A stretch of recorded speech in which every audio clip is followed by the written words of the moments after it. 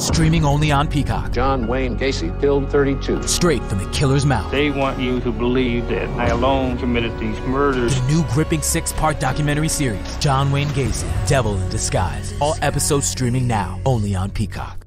Just a heads up, Darksiders. This podcast may contain sensitive or explicit material. Definitely not appropriate for little ears. Listener discretion is advised. Now, on to the show.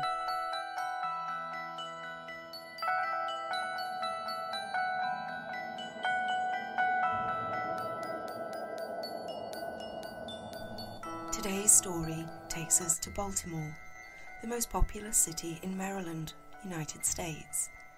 It has a long history of being a very important seaport, and it is the birthplace of the American national anthem, the Star-Spangled Banner.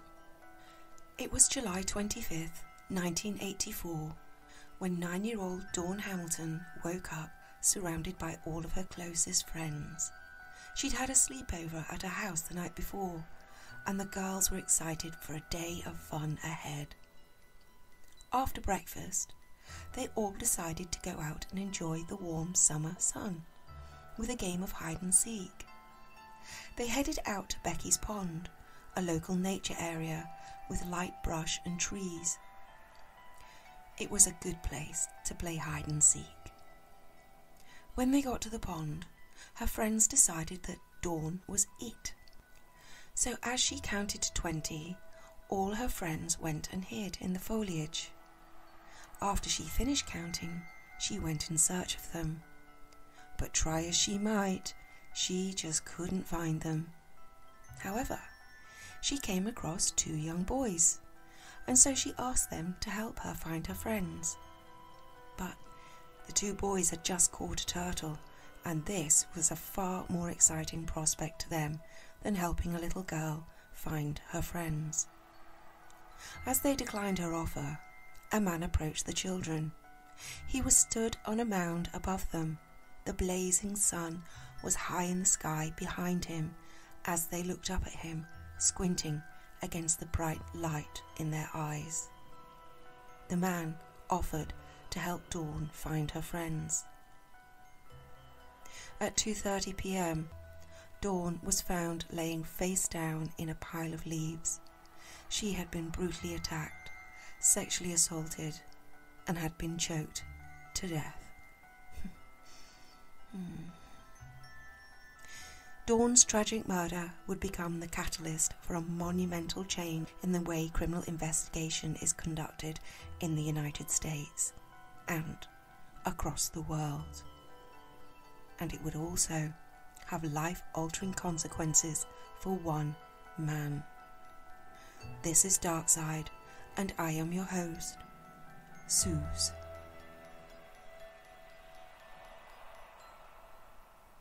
So, who had done this to Dawn? And why would her tragic murder change the way criminal investigation is conducted? Let's find out.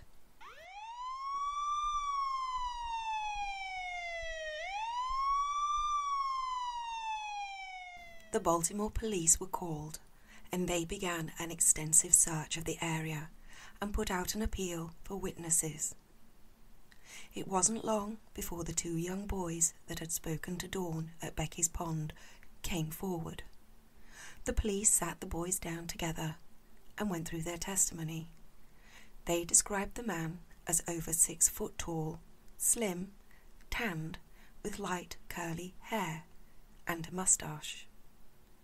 The police then asked them to help them build a composite sketch. But the boys struggled with the sketch, and neither could firmly agree that the composite looked exactly like the man they had seen. They thought the eyes looked the same, but the moustache, it was all wrong. The man that they saw on that fateful day had a handlebar moustache. You know, the type that stretches down on either side of the mouth to the chin. But the composite had a man with a small moustache. And the police didn't change it. Several other people came forward, citing that they had seen Dawn with a man, but only one woman had gotten a close enough look at the man to be able to help the police with a composite. But her sketch did not match that of the two young boys, and so the police dismissed it. The boys' composite was broadcast repeatedly across every media channel with requests for anyone with any information to contact the police immediately. The police started to interview known offenders in the area whom had conducted similar miscreant offences. Always rule out the obvious first. However, two of the known offenders particularly stood out to them. Captain Bob, whom was known to ride around the area trying to lure children to get into his camper van, enticing them with candy. And then there was Kimberly Shea Ruffner. He had been released from prison just 2 weeks before Dawn's murder, after serving time for the rape of 2 young girls. As Shea answered the police's questions, they noticed that he bore a strong resemblance to the composite sketch, and he had no alibi for the time and date that the murder took place. The police were starting to suspect that one of these 2 offenders was their man. And then the police got a call from a woman. She told them that the composite sketch looked just like her neighbour, whom had just moved to the area 3 weeks ago, 1 week before Dawn's murder. In April of 1984, Kirk Bloodsworth married the love of his life, Wanda. They'd had a very quick whirlwind romance, and Kirk was smitten with the vivacious, spirited, impulsive Wanda. She was quite a bit older than Kirk and was more worldly and streetwise. Yeah, I'll go with that. But this didn't matter to 22-year-old Kirk. Wanda was the woman for him. After they married, Wanda had moved from her home in Baltimore to be with Kirk in Cambridge. But Wanda did not like the small community life. She missed the big city, and she also didn't like the lifestyle that accompanied Kirk's profession. Kirk had trained to be a Marine, but he realised very quickly that he missed life by the water and a more rural lifestyle and setting. So, after his training, he was honourably discharged from the Marines and decided to return to his hometown of Cambridge and become a waterman on the eastern shore of Maryland, the same profession as his father. A waterman makes their living by harvesting crabs, fish, and oysters from the sea. But this wasn't the life that Wanda wanted at all. She was homesick and wanted to go back to Baltimore. And so, begrudgingly, Kirk agreed, and he moved to the city to make her happy. But just as Wanda had not liked the rural, sleepy community life in Cambridge, Kirk did not like the hustle and bustle of the big city in Baltimore. To add further contention, the couple were struggling financially. The house that he had moved into with Wanda housed 8 other members of her relatives, but Kirk was the only member of the household that had a paycheck coming in. His entire income was going to sustain the household, and very little was left over for the couple. But Wanda wanted the fun times back, the outings, the cinema, the dinners. But after Kirk had paid all the household bills and food, there was nothing left over for niceties. The couple were soon arguing, and by July 1984, Kirk realised that after only 3 months of marriage, it just wasn't going to work between them. They were too different. Basically, he was a water sign, and she was an earth sign, and together they made mud. He had promised Wanda that when he received his next paycheck, he would take her out to dinner. But when his next wage arrived in early July of 1984, Kirk, instead, decided to leave. It broke his heart to leave his wife, but he could just not live that life with her anymore. It just wasn't for him. Much in the same way, Cambridge had not been for her. So he moved back to Cambridge, Maryland, his hometown. He had wanted to stay with his parents, but they were away, so his cousin kindly let Kirk stay with her until his parents returned. However, he had not told Wanda that he was leaving. Fearing yet another argument, he had instead just left. It was something he felt very guilty about, but at the time he hadn't seen another way out. Kirk had only been back in Cambridge 3 weeks when he answered a knock at the door. It was the Baltimore police. They wanted him to come to the station to have a chat about the murder of Dawn Hamilton. Kirk was compliant, but nervous. He'd not had time to change his clothes or grab any personal effects when the police had escorted him to the station. And in Kirk's sock was a 1/4 ounce of cannabis. He was convinced the police would find it during the questioning, and not being one to hide his feelings, his nervousness was very apparent to the officers. They also realized that the lady whom had called to say that her neighbour looked just like the composite was absolutely right. Kirk looked just like the sketch, except for a few small details. But let's face it, the boys had seen the man stood above them with the sun beating down behind him.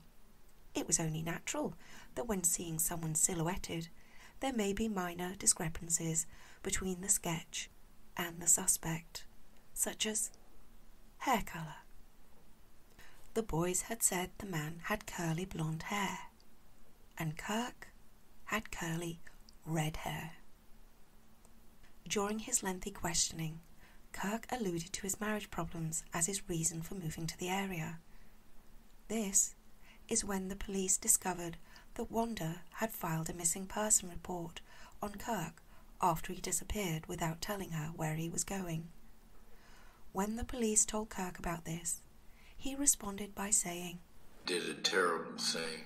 Kirk was referring to leaving without letting her know and for not taking her out to dinner. After several hours of questioning, the police allowed Kirk to go. As he was about to walk out of the station, they stopped him and asked if he wouldn't mind a Polaroid picture being taken, and he complied.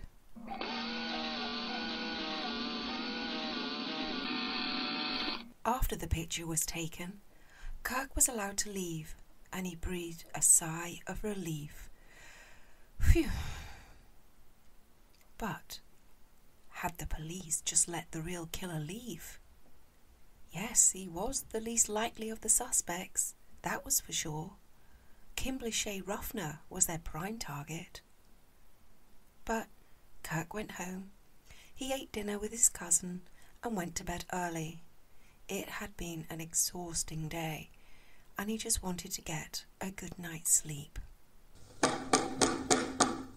Open up! It's the Baltimore County Police Department. We have a warrant for the arrest of Kirk Noble Bloodsworth. Step outside, Mr. Bloodsworth. You're under arrest for first-degree murder of Dawn Venice Hamilton, USOB. It was 2:45 a.m., and 22-year-old Kirk Bloodsworth had just been arrested on suspicion of the first-degree murder of Dawn Hamilton. Within days, Kirk went up in front of a judge, and the list of charges were read out, as well as the corroborative evidence, one of which was Bloodworth asking the police to apologise to his wife on his behalf for doing something terrible. As I mentioned before, Kirk had referred to leaving without letting her know and for not taking her out to dinner. But the police had read much, much more into it. As they say in the Miranda rights, anything you say may be held against you in a court of justice. His nervous demeanour whilst being interviewed was also raised, as was his striking resemblance to the composite sketch. The judge agreed to the arrest charges, and Kirk was now going to face trial for first-degree murder, with the prosecutors aiming for the death penalty. as lawyers on each side started to build their case for and against Kirk, one issue became a bit of a sticking point. Kirk's hair. His flaming red hair, which couldn't have been further from the blonde hair described by the boys. The lawyers on each side approached the police and requested verification from the witnesses. So, the police showed Kirk's Polaroid to the two young boys.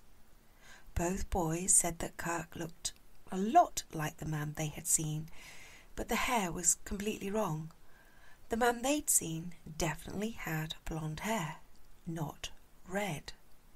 Oh, and the man they saw was slim with tanned skin. The man in the picture being shown to them by the police was, robust, and his skin was too pale. So, to be completely sure that they had the right man, the police decided to conduct a lineup. All the witnesses whom had come forward during the investigation were invited to attend. 6 witnesses attended the lineup, including the 2 young boys. Kirk was number 6 in the line. 4 out of the 6 witnesses pointed Kirk out as the person they'd seen with Dawn on the day of her murder. The 2 that didn't pick him out were the 2 young boys. Incidentally, the woman that had also compiled a composite of the suspect for the police, the sketch that the police dismissed, she was not invited to the lineup. By now, the media had caught wind of the arrest, and Kirk's face was blasted across every media channel, his face emblazoned on every screen and every newspaper front cover in the Drive Carefully state. A few days after the lineup, the parents of the 2 young boys contacted the police to tell them that their children had made a mistake. They'd picked the wrong man in the lineup. The boys now identified suspect number 6 in the lineup, Kirk. The police were applauded by authorities for their swift action and quick arrest. Baltimore's finest were the pride of the state. Kirk and his family could not afford a lawyer, so one was appointed to him. The lawyer came to visit him in prison. As they sat, facing each other, divided by a glass partition, he told Kirk, Don't worry. I know my way around a courtroom, and I know my way around the criminal justice system. And we're going to find our way out of here together. The lawyer got up and turned to leave the room, and promptly ran straight into a wall, and Kirk's heart sank. If his lawyer couldn't find his way out of a small room without hitting a brick wall, how was he going to get him out of a first-degree murder trial and a potential death sentence? 7 months after Kirk's arrest, the case went to the grand jury. The prosecutor's case rested heavily on Kirk's similarity to the composite sketch, the 100% lineup identification, his nervous disposition in interviewing, and on the statement that Kirk had asked the police to tell his wife that he was sorry for what he'd done. Oh, and also that he did not have an alibi for his whereabouts at the date and time of the murder. The defendant's case rested solely on the fact that Kirk was an honourably discharged Marine with no previous record, and the fact that he had red hair, paler skin, and was more stout than the description provided by the 2 young boys, whom were the key witnesses in the trial. These were all facts that the prosecution tore to shreds when they highlighted how silhouetting can distort colours and features and size. The grand jury indicted Kirk on all counts. The judge sentenced Kirk to death by gassing. When his conviction was read, a whoop went up through the courtroom, and Dawn's parents wept with relief. He was transferred to the Maryland Penitentiary. Built in 1811, the massive stone penitentiary looms in East Baltimore like a foreboding medieval castle. It was a notorious prison, known for housing the state's worst offenders and for having some of the harshest rules and conditions. As Kirk walked down the hallway towards his cell, inmates hissed and whispered to him as he passed their cells. We're going to get you, Kirk. We're going to do to you what you did to that little girl. The state of Maryland has executed 314 individuals in its history, nearly all at this penitentiary, most by hanging, the remnants of which also served as a haunting reminder of Bloodworth's fate, as there was still an outline of the scaffolding on the courtyard wall. Life inside the prison was even darker and more barbarous than the imposing Gothic facade had belied. I have only given a brief description of Dawn's murder, that she had been brutally attacked, sexually assaulted, and had been choked to death. I thought this description was bad enough without going into the full details, but suffice to say, it was so vicious, sadistic, and barbaric that the media dubbed Kirk as the most hated man in America. And waiting for him on the inside of the prison were men who wanted to be known as the man who killed the most hated man in America. Because of the high potential volatility rate towards Kirk, he was kept in near isolation, staying in his cell for 23 hours a day, allowed out for only one. But sadistic and vengeful behaviour was not limited to just the other inmates. One day, the guards came to Kirk and told him they had some work detail for him. They wanted him to paint a room. When you're locked up in an 8x4 cell, even the prospect of painting a room is a welcome diversion. So Kirk was happy to comply. The guards took him to a room, but the detail was not as the guards had described. It turned out to be a 9-foot-tall hexagonal steel vault with a sealed glass window for witnesses to look through. Square in the centre of the cramped space, bolted to the floor, sat a steel chair with leather, leg, arm and chest straps. It was nicknamed the Captain's Chair. This was the chair that Kirk was sentenced to die in, the very chair that he was now being told to paint.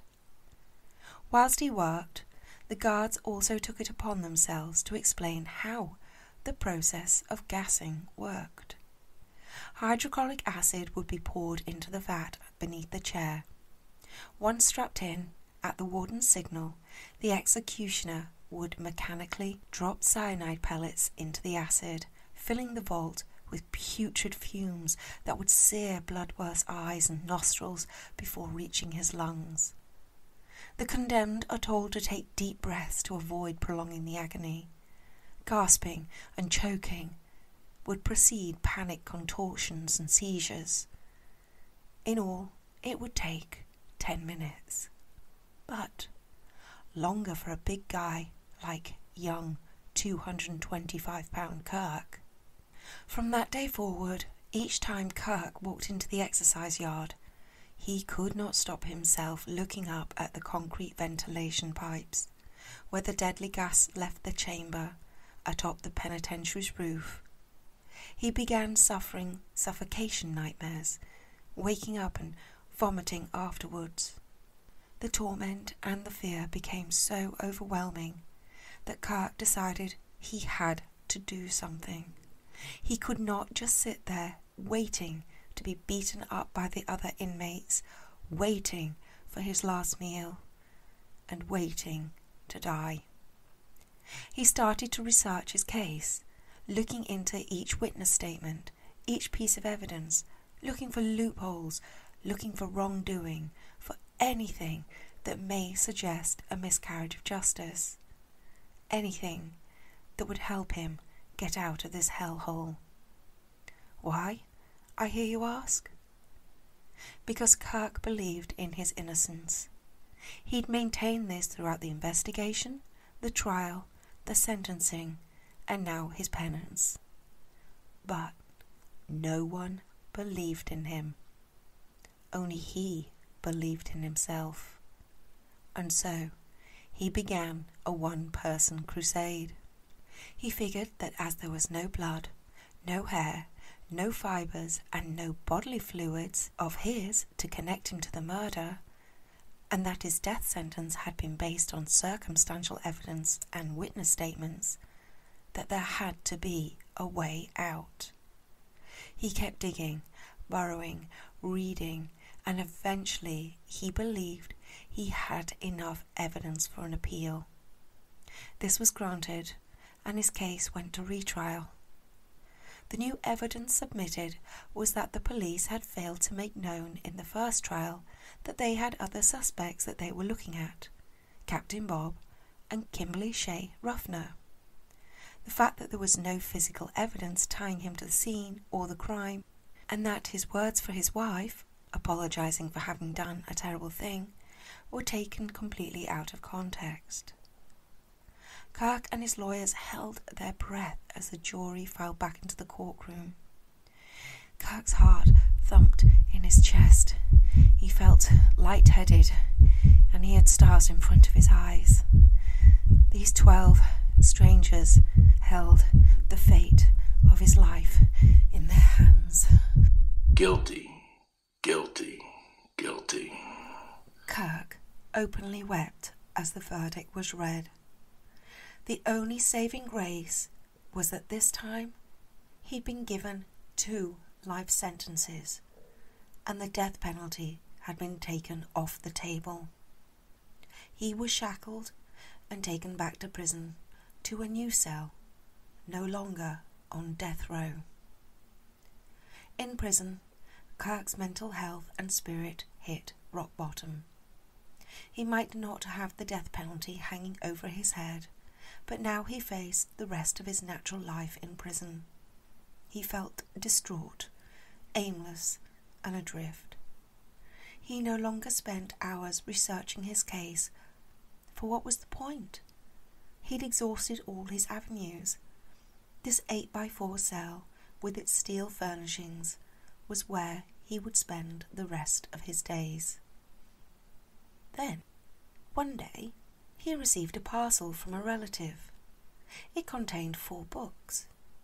The first book was on how to create origami. Yeah, he gave that one away. The second book was about pastel drawings. That appealed to him, so he kept it. The third book was The Joy of Sex. He threw that one in the bin, as he knew he would never need it. But the fourth book was called The Blooding by Joseph Wambaugh. It was a book outlining the murders of Linda Mann and Dawn Ashworth in Narborough, Leicestershire, in England. The very case we covered in last week's episode. And it described how DNA had been used for the very first time to convict Colin Pitchfork of their murders. I had an epiphany. If it could convict you, why can't it free you? Kirk started rifling through his paperwork from his case.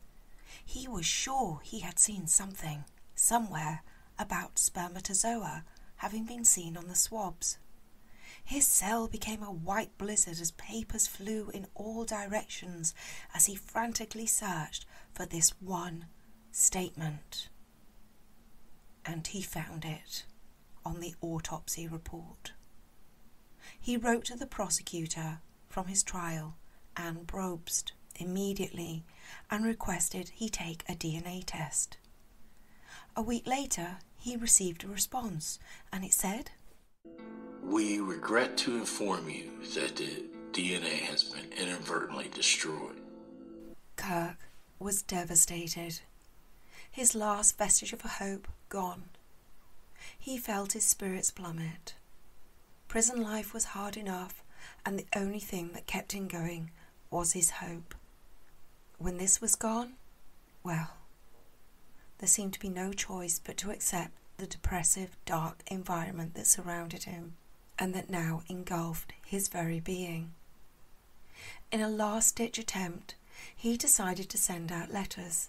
Many, many letters to lawmakers, prosecutors, defenders, judges, anyone he could think of, begging for help and asking, how does evidence just get destroyed? He received only one response to the plethora of letters that he had sent out. It was from a Gary Christopher, whom was a defender in the Federal Public Defender's Office. Christopher said that he knew someone who may be able to help, a Bob Morin, and he was going to try to get Bob to come see Kirk in prison. Kirk waited and waited. For days he sat and waited and prayed and hoped and begged with every fibre of his being, and praying to any higher power for this Bob to come to see him. One day, some weeks later, Kirk was told he had a visitor. It was Bob Morin. Arming himself with every piece of evidence he had, armfuls of binders, books, notes, he went and sat down in front of Bob. And as he opened his mouth to start his pitch, Bob told him that he'd only come to the prison that day to tell him that he wouldn't be taking his case. Kirk, with mouth opened, poised, ready to present his evidence, was gutted. But this was Kirk's last chance. No one else had responded to his letters. It was this lawyer or a lifetime in the penitentiary. He asked Morin for just 5 minutes of his time, and if, after 5 minutes, he did not want to take his case, Kirk would raise no objection. And so Morin agreed. 5 minutes later, Kirk had a new lawyer, and what's more, Morin was so convinced, he agreed to do it pro bono. Morin's team launched into a massive investigation and search of all the paperwork associated with the case, but time and time again they kept coming up against brick walls. There was a tremendous amount of speculation surrounding the case, no actual hard physical evidence, but there was also no new evidence to warrant a retrial. So Morin's team contacted Anne Brobst, the prosecutor whom had told Kirk that the evidence from the case had been destroyed. Once again, she informed them that all the evidence was gone. But like Kirk, Morin didn't believe her. So he went to the courthouse himself. Twice. He searched the archives, and there really was nothing. But Kirk was adamant that there had to be. There wasn't just the physical clothing evidence, but there had been swabs which should have been kept. The evidence had to be at the courthouse somewhere. On a phone call to Morin, Kirk begged. You got to go back and check. He said, I've already been twice. I said, man, you got to go one more time. So, begrudgingly, Morin went back to the courthouse, and sure enough, the evidence wasn't there. Defeated once again, Morin made his way out of the building.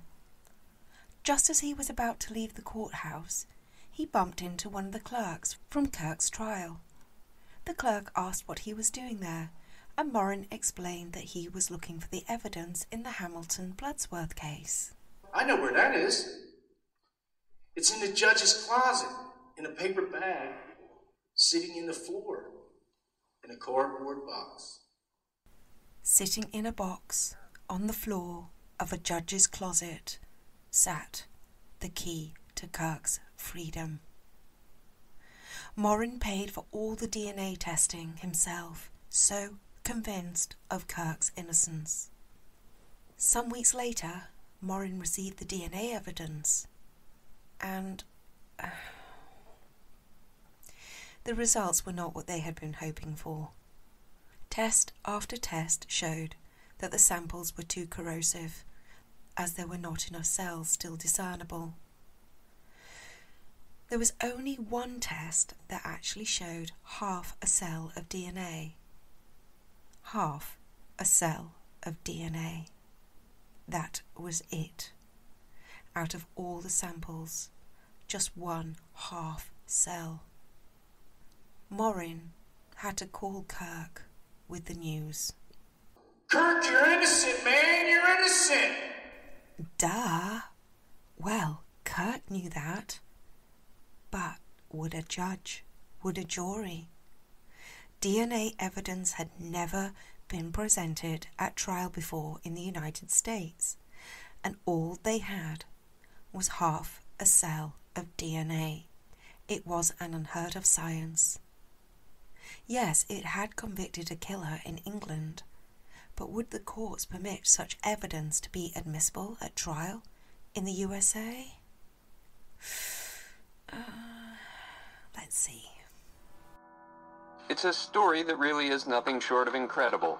A man who was sentenced to spend the rest of his life in prison now has a brand new life.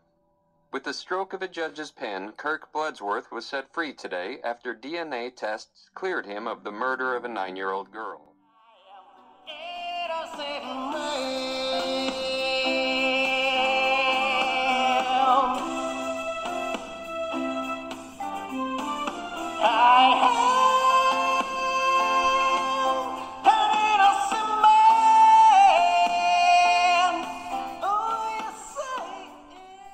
After 8 years, 10 months, and 19 days, with 2 years on death row, Kirk was free, exonerated, acquitted, liberated. As he stepped through the gates of the prison, he felt the weight of the world lift from his shoulders. He had never known exhilaration like it. It was a good day. He'd gone from being the most hated man in America to the most celebrated man in America. But what was life like for Kirk on the outside?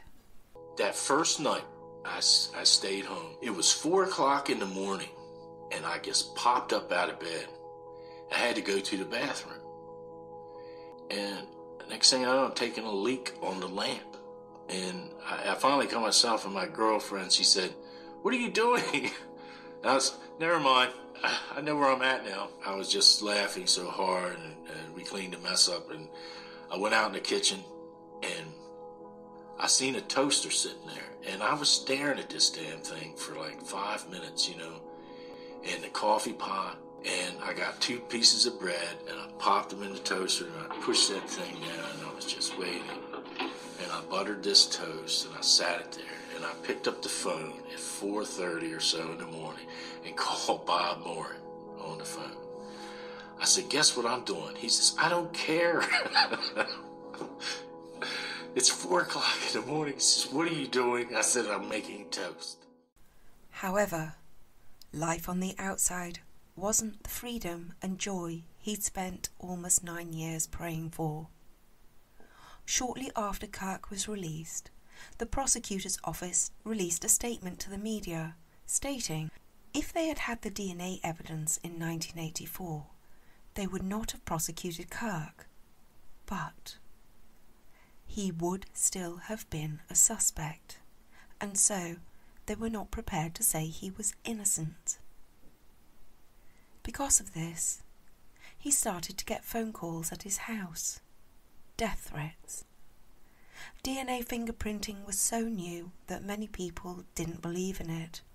They thought Kirk had been released on a fad or a voodoo science, and so he was still seen as a murderer by the public at large. The public perception of him, the daily threats, the inability to be able to get a job, because, no one wanted to hire a convicted child killer, still considered a suspect by the prosecutor's office, all took a toll on his second marriage, and he and his wife divorced. It took a massive toll on his mental health. Everywhere he went, he was stared at, pointed at, and whispers followed him throughout every aisle of every store. With the chin wagging behind hands everywhere he went, and the constant relentless death threats at home, there was nowhere that Kirk felt safe or at ease. Dejected, depressed, and down on his luck, Kirk began heavy drinking to numb the pain. After fighting for his life to get out of prison, he now had no semblance of life on the outside, and equally felt like he was in a similar prison. It all got too much for Kirk, and so he decided he needed to speak to somebody. He chose Barry Scheck, a lawyer, a friend, whom just happened to have started the Innocent Project in 1992. The Innocent Project came about because of DNA testing, and it used this new science to exonerate the wrongly convicted with the aim of reforming the criminal justice system to prevent future injustice. Barry told Kirk about the Combined DNA Index System, or CODIS for short, which is an online DNA database. It had been created to store the results of DNA tests, and furthermore, 16,000 inmates in the state of Maryland had been tested, and their data was in CODIS. And Kirk had another eureka moment. If the DNA from Dawn Hamilton's case could be put into the database, it might find the real killer, and Kirk could finally be fully exonerated and pardoned. He contacted the prosecutor's office immediately and asked them to put the DNA from his case into the system. But they refused, citing, "We don't have the money." So Kirk offered to pay for it. But they said, "We can't do that because that would be unethical because you're still a suspect." Every avenue this poor man tries to take, he seems to hit a brick wall. Whereas previously Kirk had managed to break through each and every brick wall that had blocked his path, this one he could not take down. He couldn't pay for the test to be done because he was still a suspect in the murder. And he would continue to be a suspect until the test was done. Talk about catch-22. So all Kirk could do was wait until the prosecutor's office finally had the money to test the DNA in Dawn's case. And so he waited, and waited, and waited, all the while still receiving death threats on his phone and pointed fingers and hushed whispers wherever he went. But still, he waited. 10 years later, the DNA was finally tested. No, that wasn't a glitch in the sound. You heard me correctly. 10 years it took for them to finally test the samples. Kirk was at home when he received a call from Ann Brobst. Remember her? The very same Ann Brobst who told Kirk that the DNA had been destroyed when it had actually been lost. Incidentally, this woman has also been the prosecutor in both of Kirk's trials, where she painted him out to be a monster. Very matter-of-factly, and without any hint of apology or regret, she informed Kirk that the sample had been a hit in CODIS, and now they knew the identity of the real killer of 9-year-old Dawn Hamilton.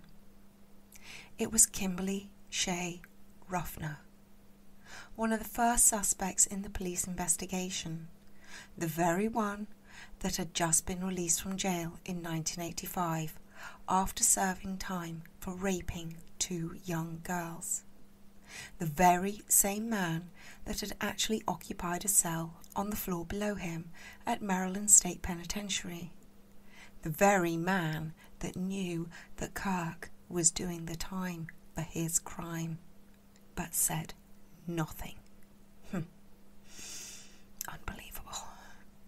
And the reason that the police had decided to dismiss Ruffner as a suspect and instead go after Kirk was because of the two young boys whom had created the composite sketch and had told the police that the suspect was 6'5" and Ruffner was 5'6", whereas Kirk was 6 foot, which made him closer in height to the young boy's statement. That pustular, retrograde Ruffner was tried, convicted, and sentenced to life imprisonment, which would come into effect after he finished serving his current sentence. He'll be 75 when he finally smells freedom again. I personally hope he never smells freedom again. Kirk received a full exoneration and pardon in 2004. Well, hallelujah and amen. Now that the finger-pointing, the whispering, and the death threats had all ceased, life finally could start afresh for Kirk. But by now, he was in his 40s. He'd not had a solid job or career for the best part of 2 decades, and the world had moved on so much since his incarceration that it was often hard for him to understand the newfangled gadgets and computers, which fairly much rendered him unemployable. What was he to do?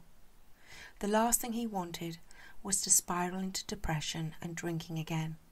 He needed to find a vocation, something whereby he could utilize the talents that he did have.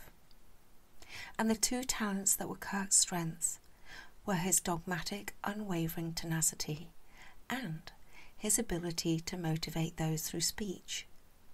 There was also one other thing, his experience, what he had endured. And Kirk just couldn't get it out of his head that if it had happened to him, it must have happened to others. There must be other innocent people in prison, like him, sitting on death row. He felt a strong need to help them, to give them the support, advice, contacts and resources that he had not had access to when he was incarcerated, until Bob Morin had given Kirk 5 minutes of his time. He began doing motivational speeches throughout the state, at schools, at prisons, at churches, wherever anyone would hear him. His speeches caught the attention of the Witness to Innocence organization, a Philadelphia-based coalition of death row exonerees who work to end capital punishment. They invited him to be an assistant director, whereby he could use his experience and motivational speeches to help remove the death penalty altogether. Now, in America, capital punishment, or the death penalty, is decided by the state, not the federal government. Kirk began to petition to the Maryland State Senate to abolish the death penalty. He garnered thousands of signatures in support, arranged hundreds of protests outside the courts.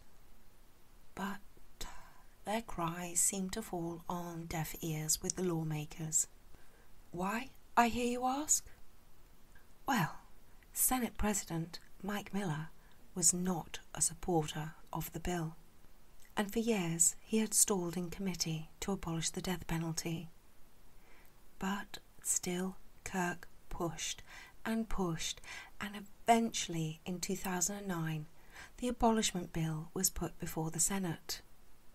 Kirk and his supporters held their breath as the bill was debated and discussed, and then the Senate delivered their outcome. They wouldn't remove the death penalty, but they would institute the tightest death penalty restrictions in the country, limiting capital cases to those with biological or DNA evidence of guilt, a videotape confession, or a videotape linking the defendant to a homicide, whereas previously this type of evidence was not mandatory for a death sentence. Well, it was better than the previous law, I guess. But it didn't satisfy Kirk. He wanted an all-out abolishment, and he wasn't going to give up. And he didn't. He spoke to every senator, every congressman, every congresswoman that he could garner support with. And eventually, his slow, methodical, dogmatic tenacity, the same one that had secured his exoneration and pardon, well, it paid off once again. In 2013, the bill went through the Senate and up to the General Assembly. In other words, the actual abolishment of the death penalty in the state of Maryland will be voted on. Kirk was, as always, optimistic, but those around him weren't. The President of the Senate was still Mike Miller, and he was still in full favour of keeping the death penalty, so those around Kirk didn't think the bill would even reach the floor for a full vote. And then, I have no idea why or how, but I can only speculate that some sort of divine intervention took place, but Mike Miller changed his stance and stood in support of the bill. It went to the floor, and the lawmakers began to vote.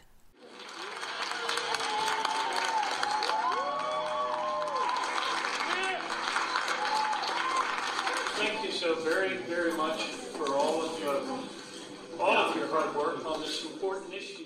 Today, the Maryland General Assembly voted to repeal the death penalty in Maryland. We have a moral responsibility to do more of the things that work to save lives. He did it. It had taken 28 years in total, which included 8 years of incarceration, 2 years on death row, 11 years of finger-pointing and death threats.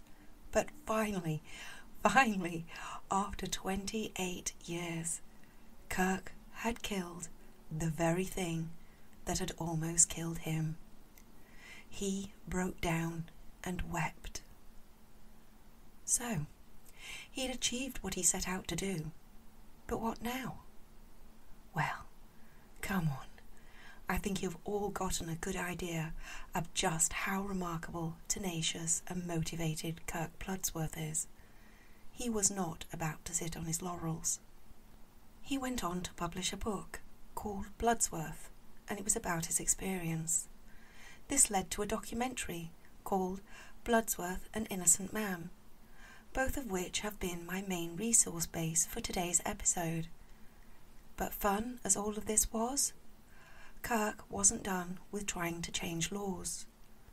He drummed up support for another bill, which was also voted through the Senate.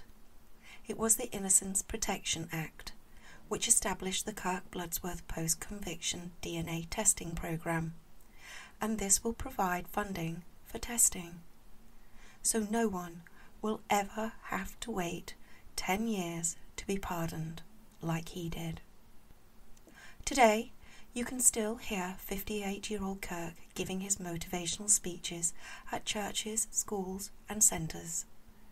He is now the director of the Witness for Innocence organisation and has become one of the most sought-after anti-capital punishment advocates in the country, as well as being a key influencer in helping other states abolish the death sentence. Way to go, Kirk. At the time of writing this episode, 30 states in America still have capital punishment, and 20, including DC, do not. To date, since 1989, since DNA testing results have been used extensively in US courtrooms, there have been over 1,700 exonerations. Recently, there has been about 10 a month. A 2014 study conducted by the National Academy of Sciences claims that 4% of people sentenced to death are innocent. To put this into context, this means that of the 33,000 people that have been put to death in the United States since 1977, 1,320 souls were innocent. I'll just let that one sink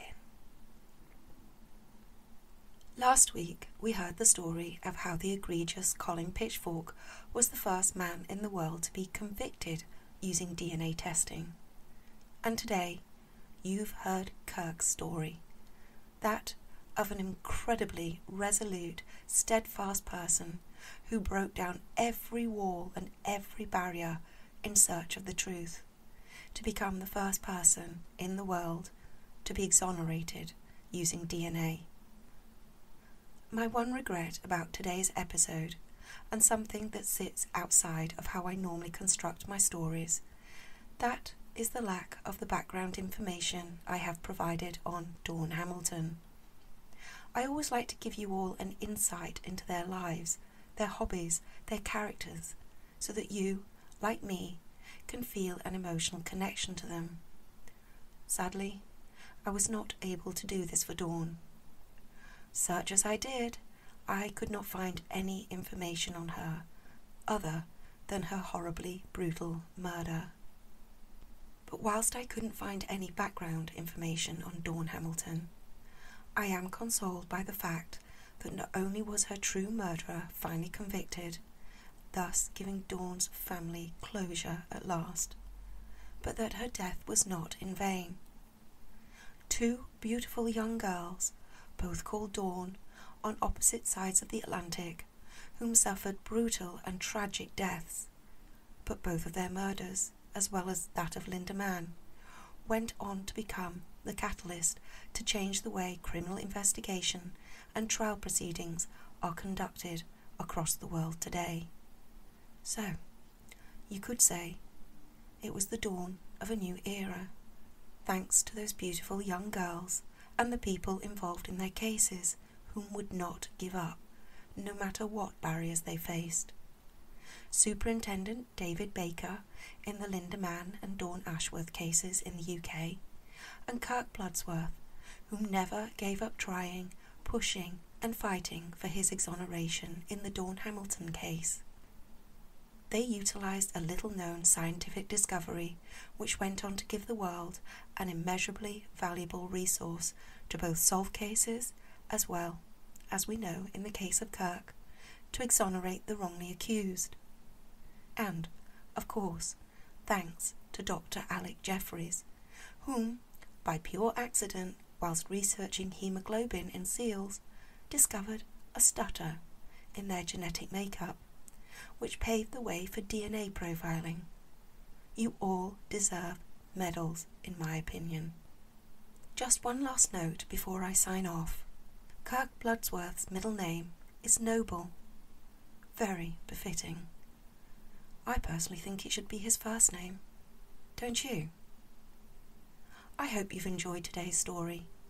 If you like this episode, or the podcast in general, please don't forget to rate and review on Apple iTunes or wherever you listen to your podcasts.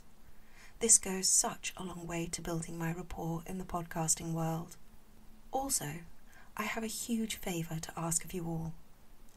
Would you mind sharing this podcast with just one of your friends at least? I would be ever so grateful. And why don't you come join me on my Facebook group? Come have a chat, share your thoughts on episodes, or suggest a case for me to cover. You would be most welcome. And lastly, a huge thank you to all of you that have listened to my episodes so far and have posted such lovely comments on the Facebook group. It really does keep me motivated. I am aware that I have some sound issues, and I am working very hard to resolve that, so please bear with me. I am new to all of this. I'm getting my stride as I go along. With Christmas just around the corner, I have put on my wish list for some equipment that will help improve the sound. Let's hope Father Christmas receives my letter. Oh, and let's hope he's not in self-isolation over Christmas, huh? So, until next time, stay safe, stay alert. Suze, over and out.